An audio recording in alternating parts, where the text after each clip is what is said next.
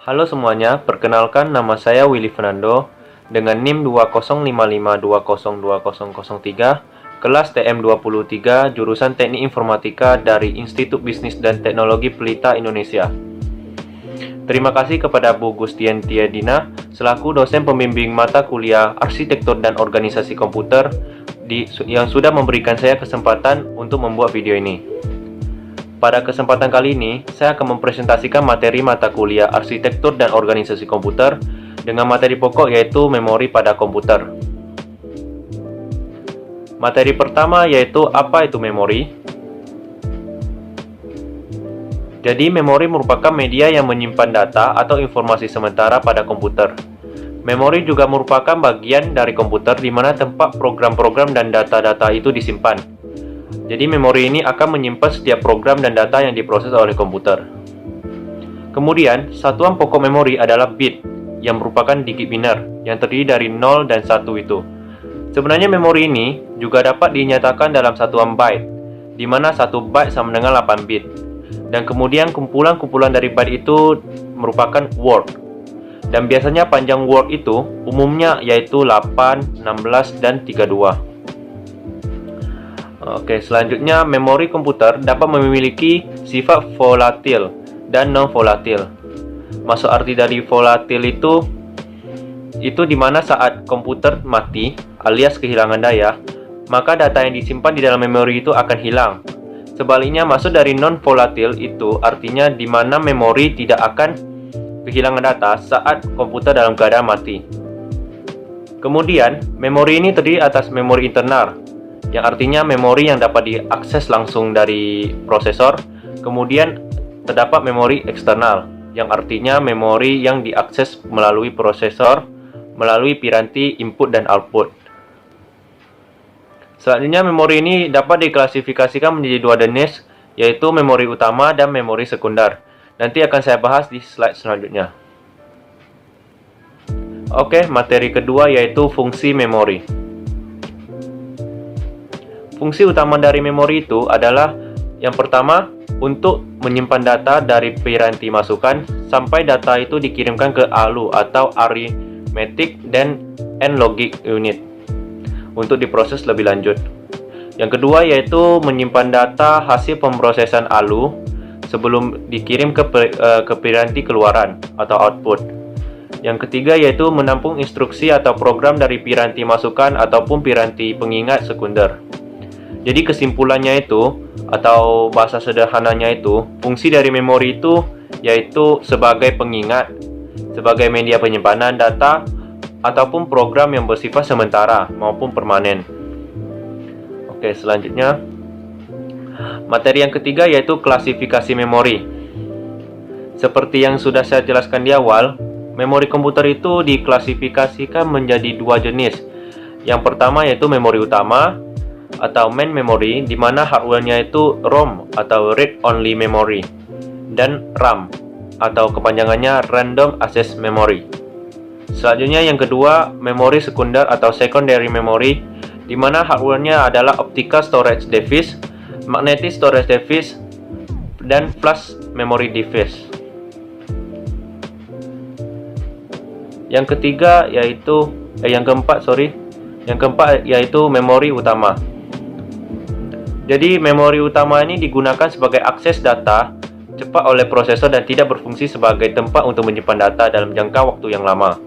Seperti saya jelaskan tadi, memori utama dapat diklasifikasikan menjadi dua, yaitu ROM atau read only memory dan RAM atau random access memory. Pertama-tama saya akan bahas tentang ROM. ROM adalah media penyimpanan data yang bersifat permanen dan tidak memungkinkan datanya di dalamnya dapat dimodifikasi. Artinya, data pada ROM hanya dapat diakses dan dibaca oleh pengguna tanpa bisa dimodifikasi. Biasanya ROM ini disebut dengan BIOS atau Basic Input Output System.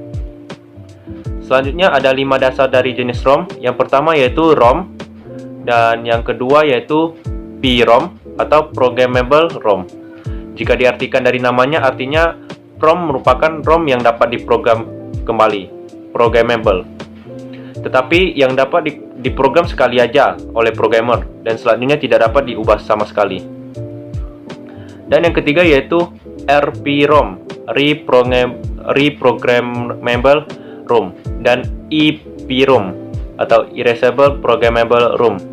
RPROM dan EPROM ini mirip, di mana merupakan ROM yang dapat diprogram kembali berulang-ulang. Jenis ROM ini dapat dihapus dengan sinar ultraviolet.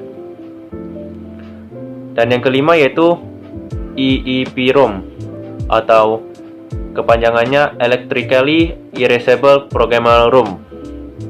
Merupakan jenis memori yang dapat dihapus secara elektronik dan dapat diprogram kembali. Selanjutnya saya akan membahas tentang RAM. Jadi RAM adalah kumpulan chip memori berupa IC atau Integrated Circuit yang terdiri dari jutaan transistor dan kapasitor. Tujuan atau fungsi utama dari RAM adalah mempercepat pemrosesan data karena dapat disimpan dan diambil kembali dengan sangat cepat. Jadi RAM ini hanya menyimpan data sementara gitu. Semakin besar RAM yang dimiliki oleh komputer, maka semakin cepat pula kinerja dari komputer. Selanjutnya, RAM dibagi menjadi dua tipe, yaitu DRAM atau Dynamic RAM. Contohnya seperti FPM, EDO, SDRAM, RDRAM, DDR SDRAM, DDR2 SDRAM, DDR3 SDRAM, dan DDR4 SDRAM, dan banyak lagi. Yang kedua yaitu SRAM atau Static RAM. Merupakan RAM yang digunakan sebagai cache berkecepatan tinggi dan buffer. Jadi ini merupakan gambar RAM. Oh ya, tambahan ya, di RAM komputer itu berbeda dengan RAM di laptop. Dari segi ukuran port untuk motherboardnya berbeda sekali, jadi harus bisa bedakan ya. Oke, selanjutnya struktur dari RAM dibagi menjadi 4 bagian, yaitu yang pertama input storage, di mana digunakan untuk menampung input yang dimasukkan lewat alat input. Dan yang kedua program storage, di mana digunakan untuk menyimpan semua instruksi program yang akan diproses. Dan yang ketiga yaitu working storage, digunakan untuk menyimpan data yang akan diolah dan hasil dari pengolahan. Dan yang keempat yaitu output storage, di mana digunakan untuk menampung hasil akhir dari pengolahan data yang akan ditampilkan ke alat output. Jadi kita lihat cara kerja RAM itu secara sederhananya ya. Data itu dimasukkan melalui perangkat perangkat input. Kemudian untuk melalui CPU terlebih dahulu dia akan melalui RAM. Pertama-tama RAM di dalam RAM itu data itu akan ditampung di input storage. Bila input tersebut berbentuk program, maka akan dipindahkan ke program storage, dan bila berbentuk data, maka akan dipindahkan ke working storage. Hasil dari pengolahan juga ditampung di working storage, dan hasil yang ditampilkan ke alat output baru dipindahkan ke output storage. Oke. Selanjutnya materi yang kelima yaitu memori sekunder.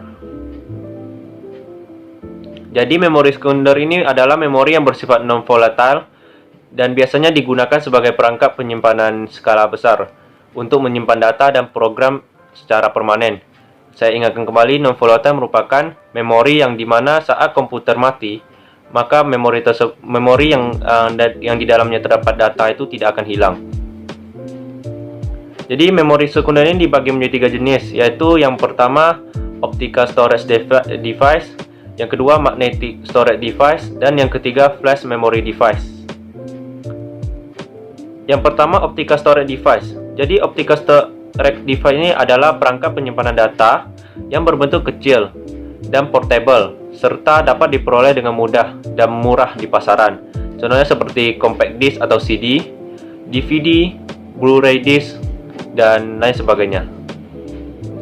Dan yang kedua yaitu magnetic storage device. Jadi magnetic storage device ini merupakan perangkat penyimpanan yang paling populer untuk akses langsung. Data atau informasi yang disimpan di track-track dari permukaan disk ini dalam berbentuk titik magnet kecil, sesuai namanya magnetic. Contohnya seperti floppy disk dan hard disk drive atau HDD. Dan selanjutnya flash memory device. Jadi flash memory device ini adalah perangkat penyimpanan dengan desain ringan dan kecil. Perangkat ini dioperasikan dengan daya yang disediakan dari port USB komputer, contohnya USB flash drive dan solid state drive atau SSD. Flash drive ini umumnya kecepatan read dan write datanya itu lebih cepat dibandingkan magnetic storage device. Oke, materi yang terakhir yaitu cache memory. Jadi, cache memory merupakan memori yang berukuran kecil atau bersifat sementara dan berkecepatan tinggi yang digunakan untuk menyimpan data ataupun instruksi yang sering diakses.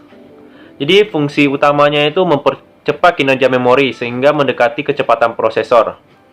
Jadi, cache memory ini sebenarnya bisa dikategorikan sebagai memori utama. Tetapi tidak bisa karena memori utama itu lebih besar kapasitasnya, namun lambat operasinya. Sedangkan cache memori ini berukuran kecil namun lebih cepat. Dan cache memori ini berisi salinan memori utama. Ukuran dari cache memori adalah kecil. Semakin besar kapasitasnya, maka akan memperlambat proses operasi cache memori itu sendiri. Di samping itu, harga cache memori itu sangat mahal. Nah, bisa kita lihat bahwa cache memori itu terletak di antara CPU dan memori utama dan sangat dekat dengan CPU atau prosesor ya. Jadi, sebelum memori utama mentransferkan ke CPU, maka akan diberikan ke cache memori dulu terlebih dahulu. Kemudian barulah ditransferkan ke CPU. Sebaliknya, setelah CPU menghasilkan output, akan ditransferkan terlebih dahulu ke cache memori, baru selanjutnya ke memori utama. Nah, ini merupakan organisasi cache memory. Jadi, organisasi cache memory itu seperti ini ya. Letaknya sangat berdekatan dengan prosesor atau CPU. Oke, terdapat address dan buffer. Oke, terima kasih atas perhatiannya ya. Apabila ada kesalahan kata ataupun informasi yang salah, mohon dimaafkan. Sampai jumpa di kesempatan selanjutnya ya. Terima kasih.